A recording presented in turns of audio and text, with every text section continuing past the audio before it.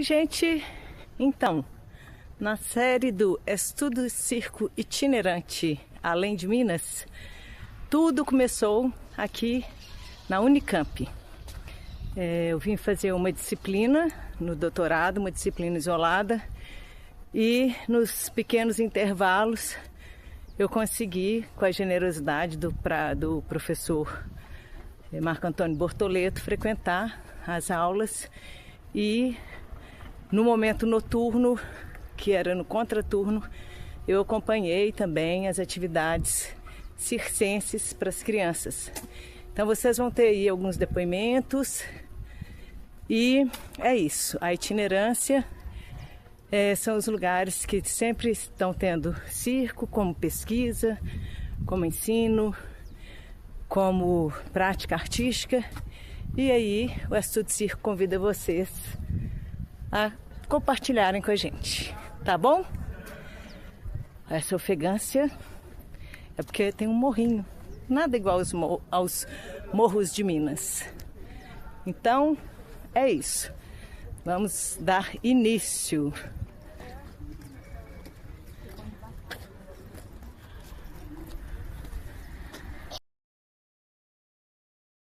Chegando na Faculdade de Educação Física, você segue, passa ali em direção ao LabFef, passa ao lado da piscina, segue, vai caminhando, passa pelo ginásio, vira à esquerda e você vai dar no ginásio do LabFef. Quando você entrar nesse ginásio do LabFef, no andar de cima dá para você ver as atividades e você desce a escada e vai dar direto nesse paraíso. Então, estamos aqui com o Marco Bortoleto. Ei, Marco. Boa tarde, tudo bem? Tudo jóia. Fala um pouquinho, conta um pouquinho a sua trajetória pra gente. Bom, eu chego aqui na Unicamp em 2006, ainda que eu já tivesse passado por aqui entre 95 e 99, eu vim para cá para fazer parte de um grupo de ginástica, depois fiz o mestrado aqui e saí para fazer o doutorado. E voltei em 2005 para prestar um concurso e assumi em 2006 a cátedra. Prestei o concurso na Educação Física e assumi na Educação Física. E desde o primeiro dia a gente instaurou um projeto de circo nesse espaço incrível que a gente tem aqui, que o nome dele é LabFef, para que o circo pudesse fazer parte das ações universitárias, da formação dos nossos alunos, mas também que pudesse interagir com a nossa comunidade. Então, de lá para cá, são 19, quase 20 anos, nunca parou, nunca, ainda que fomos tentados a parar pelas dificuldades, por tudo, nós nunca paramos. E está funcionando, acho. Ainda que eu tenha instaurado o projeto de forma, como um projeto individual meu, de carreira acadêmica, eu nunca fiquei sozinho. Desde o primeiro momento, por exemplo, quando eu assumo aqui na Unicamp, eu imediatamente contacto a Hermínia, porque ela já estava por aqui fazendo cooperações com várias pessoas, mas não tinha um grupo de trabalho. E eu tinha interesse em construir um grupo de pesquisa. E nada melhor que construir um grupo de pesquisa com alguém que já estava há muito tempo pensando, elaborando, ainda que fosse na história do circo. Então, já de início a gente constrói um grupo de pesquisa, e esse grupo de pesquisa já começa a atrair pessoas. Então, quando eu faço o projeto de extensão, uma série de alunos já se somam, ainda que a maioria não tinha ideia nenhuma de circo. Tinha um aluno que tinha feito circo recreativamente, mas os alunos vêm, o circo atraiu eles. Então a gente monta o grupo de pesquisa, monta o projeto de extensão e no segundo semestre do mesmo ano já monta a disciplina de graduação. A gente faz essa tríade, pesquisa, ensino, extensão, e em um ano está tudo funcionando. Você consegue a disciplina de circo como grade curricular, obrigatória ou optativa? Ela é eletiva, a gente chama aqui. Isso. Ela faz parte de um hall de disciplinas eletivas, então os alunos passam pelas disciplinas obrigatórias, depois escolhem um conjunto de disciplinas eletivas que pode ser na faculdade ou em qualquer outro lugar. Eles podem fazer onde eles quiserem, na medicina, na engenharia, onde eles quiserem. E a disciplina de circo entra como eletiva no segundo semestre e desde então ela continua. Todo o segundo semestre ela é oferecida e é uma forma de eu conectar aquilo que a gente pesquisa como parte do currículo e ao mesmo tempo atrair alunos que queiram, depois de fazer a disciplina, conhecer um pouco o circo, vir experimentar o que é ensinar circo, que é uma outra história. E assim foi, e assim estamos. A Unicamp tem um sistema interessante, tanto dos programas de estágio docente, então quase todo ano eu consigo estagiários de mestrado e doutorado que me ajudam nessas atividades. Então, tanto na disciplina de graduação, como nos projetos de extensão, a gente acaba enlaçando tudo. Então, se alguém vem fazer mestrado, doutorado aqui, ele acaba sendo envolvido para ele ter toda essa experiência. Então, quando eu preciso me ausentar, quer seja por uma semana, por uma viagem de um congresso, ou por um tempo maior, por um pós-doc, etc., a gente monta um esquema onde as pessoas do grupo de pesquisa, os orientandos, encampam a atividade para que ela não seja interrompida. E eu sempre consegui, inclusive, docentes do nosso programa que de alguma maneira falaram, não, o projeto é importante, então a gente ajuda, dá o suporte acadêmico para que ele continue. Então nunca foi uma barreira. Uma das tarefas que a gente fez foi tentar entender dentro da própria Unicamp como que o circo chega, que tipo de projetos, ações existiam antes da gente.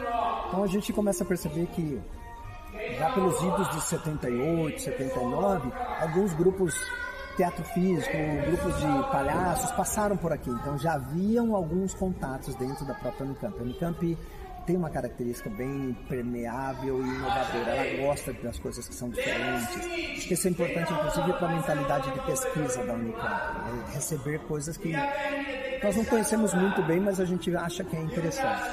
Então, depois disso, nós já tivemos, tanto no Instituto de Artes como em outros lugares, pessoas que dialogavam com o circo. Na própria medicina, com palhaços do hospital, que já tem uma tradição enorme. Então, a Unicamp sempre foi meio porosa para que o circo dialogasse com ela. Então, quando eu chego aqui na educação física, é lógico que eu enfrento resistências de colegas até da área.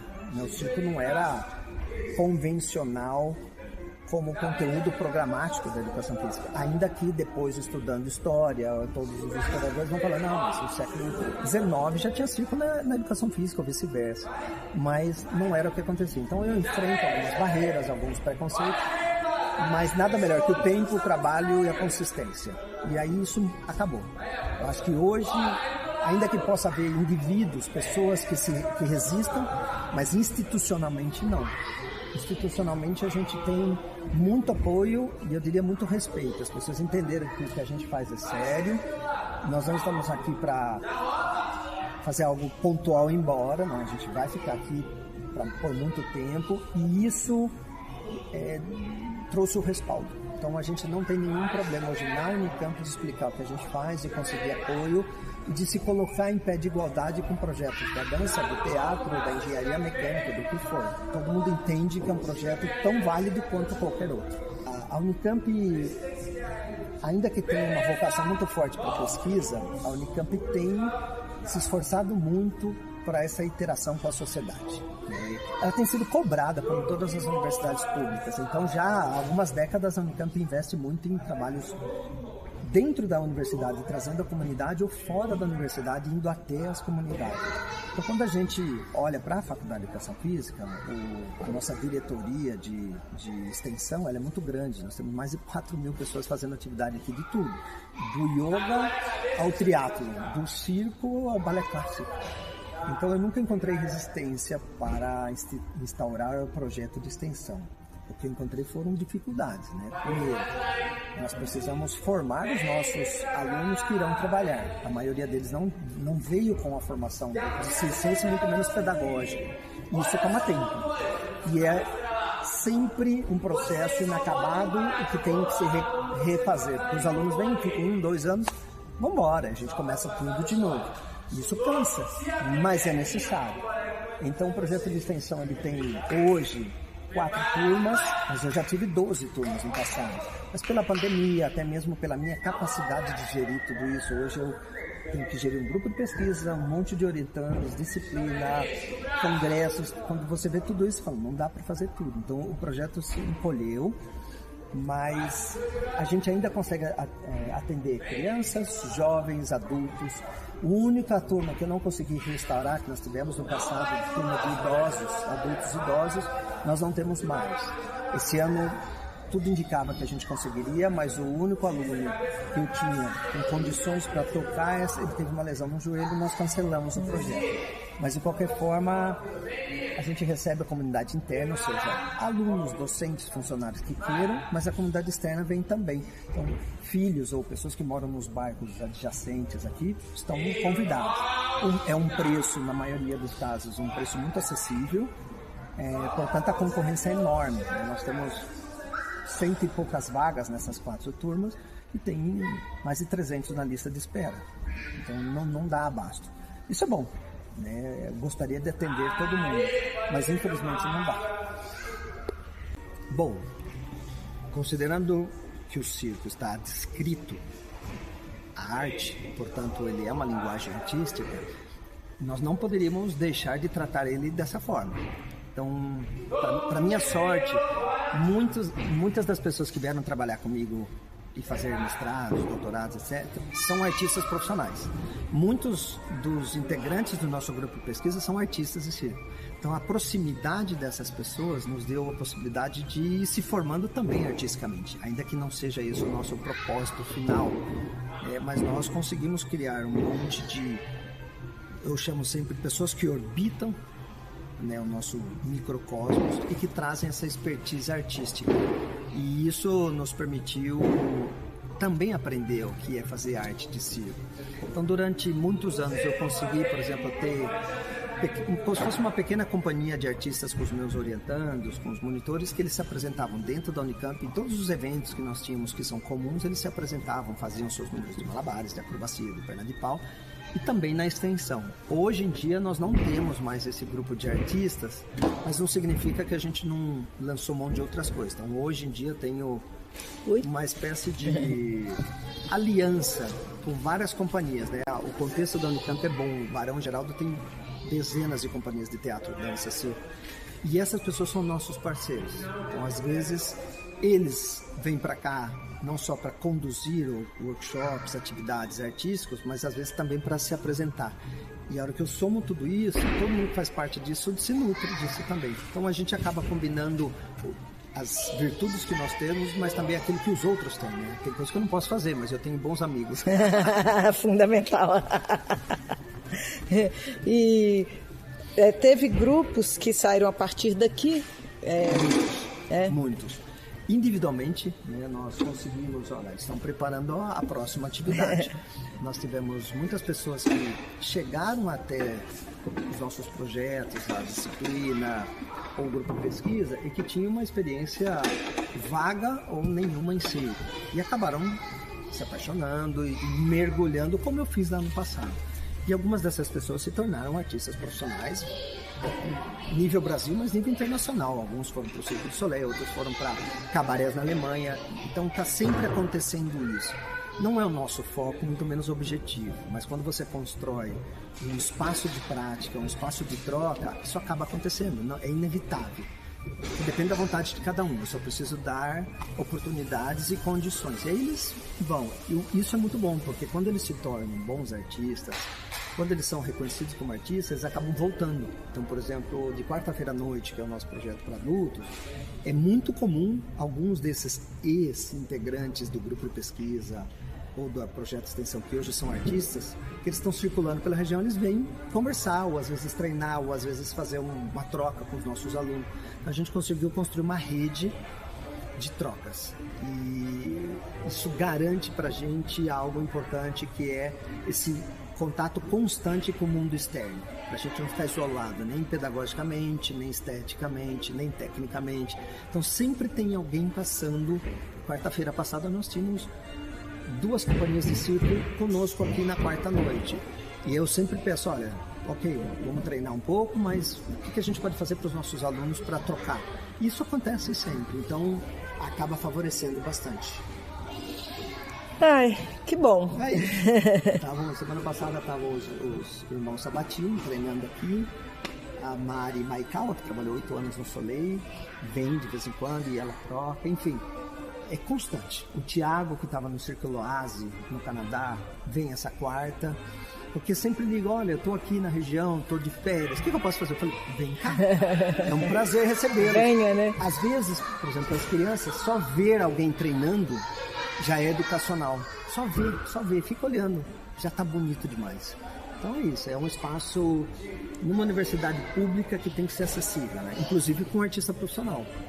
E não é só acessível para quem nunca fez circo, pode ser acessível para alguém que vive da arte, mas que naquele momento ele precisa, sei lá, de um pequeno espaço para se exercitar.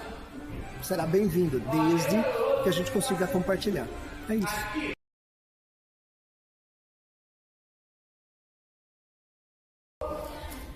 Eu comecei a fazer circo por curiosidade. Eu tive uma carreira como atleta de ginástica artística durante mais de 10 anos.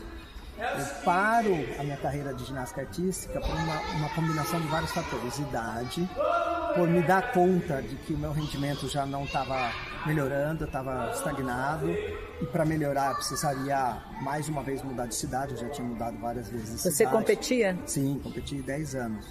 E então eu comecei a me dar conta de que o esporte de competição estava no final para mim.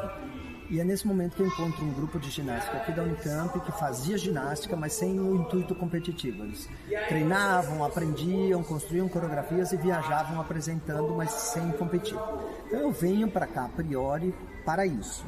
E aqui eu encontro um espaço bem fértil, bem interessante, de muitas trocas. Então, nós tínhamos no grupo pessoas que vinham da dança, então praticavam e viviam da dança, outros que faziam outras coisas, e a gente começou a dialogar com algumas pessoas que faziam circo, ou pelo menos sabiam um pouquinho.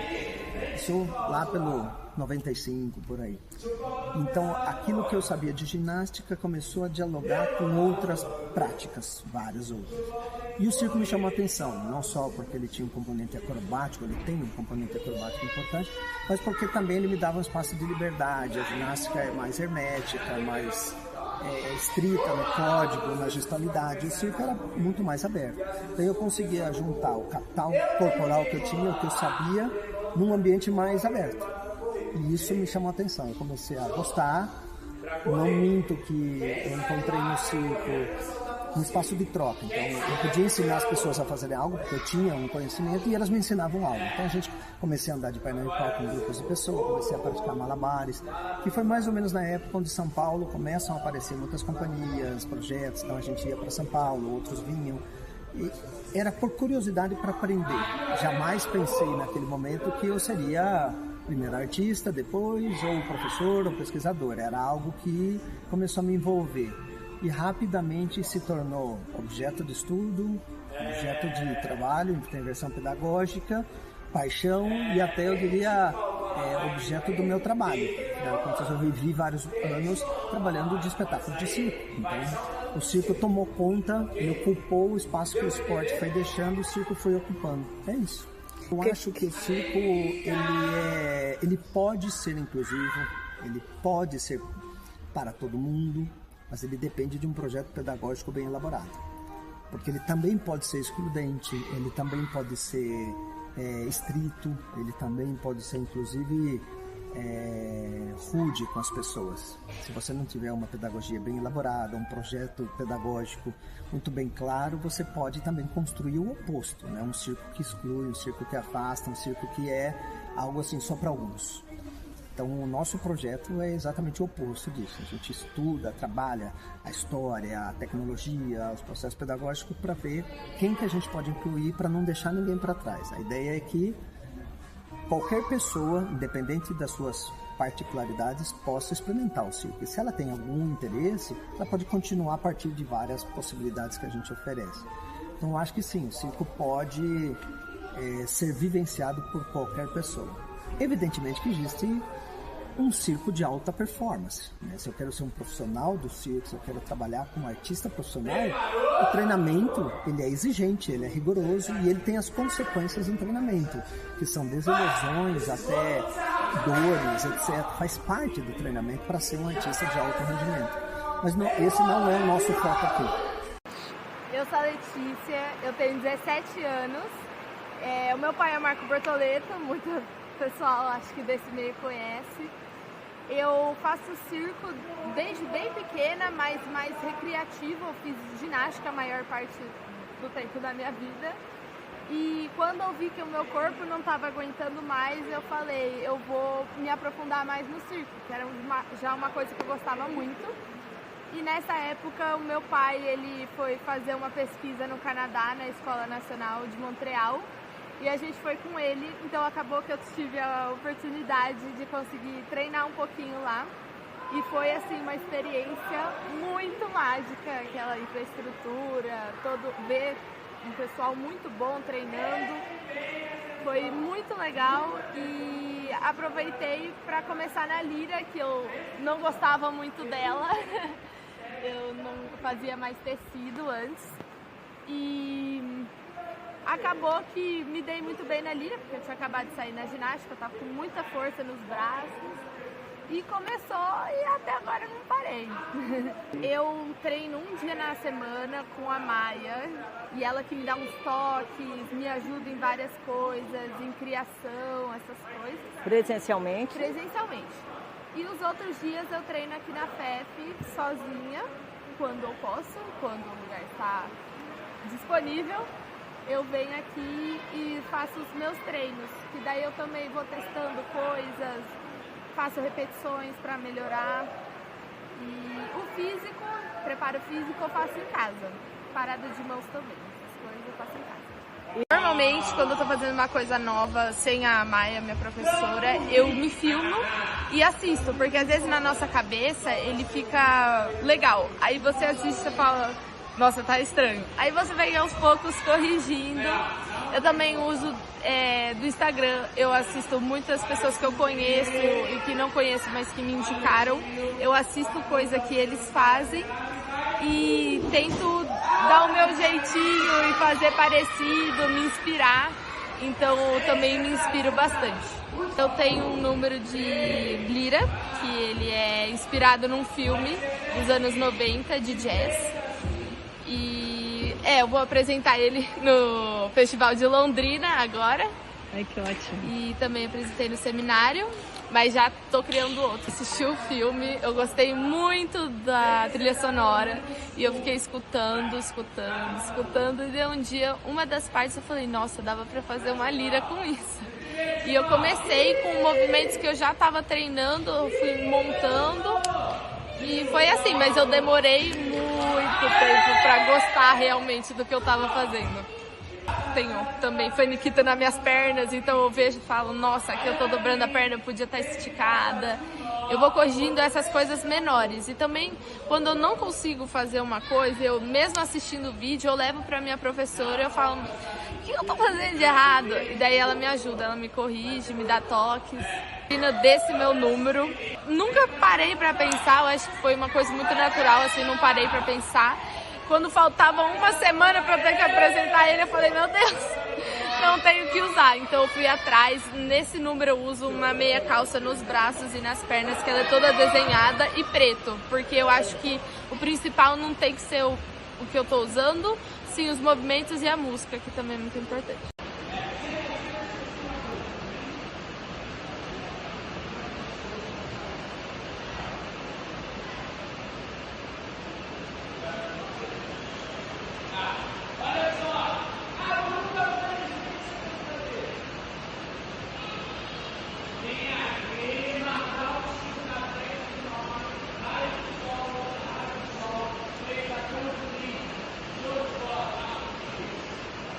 Beleza.